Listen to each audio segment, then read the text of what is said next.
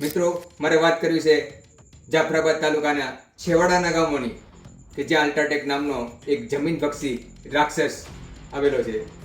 જે જાફરાબાદ તાલુકાના બાબરકોટ ગામ, વારાસરૂપ ગામ, ભાંડ ગામ, મિત્યારા ગામ જેમના ખેડૂતોની જમીનને ભડકી રહ્યો છે. જેમના ખેડૂતોને પાયમાલ કરવાનું કામ છે આ સરકારના સમયમાં થયું છે.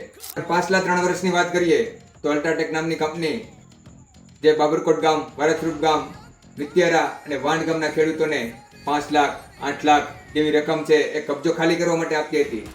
પરંતુ હાલ આ કંપનીનો અત્યાચાર એટલો બધો વધી ગયો છે કે આજે 1 લાખ 1.5 લાખ જેવી રકમ આપવામાં આવે છે.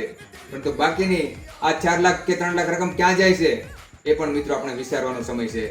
હાલમાં આ કંપનીઓ દ્વારા બળજબરી કરી આપણા ગામના ખેડૂતોને મજબૂર કરી એમના ખેડૂતોના બાપ દાદાની કિંમતી જમીન કે જેમનાથી એમના પરિવારનું ગુજરાન ચાલી રહ્યું છે એને બળજબરીપૂર્વક એમની જમીન ઉપર ખનન કરી એમને ડરાવી ધમકાવી એના પર પોલીસ કેસો કરી એમની જમીનો આજે ખાલી કરવામાં આવી રહી છે.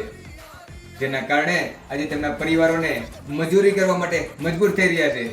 આથી ચાલો ફરી એકવાર આપણે કોંગ્રેસ સરકારને લાવીએ, ખેડૂતોની સરકાર લાવીએ, આપણી સરકાર લાવીએ, સામાન્ય લોકોની સરકાર લાવી કોંગ્રેસના પંજાને મત આપી વિજય બનાવીએ અને આપણા શિક્ષિત ઉમેદવારો બહુમતીથી વિજય બનાવીએ એવો આપણે સૌ સાથે મળી સંકલ્પ લઈએ.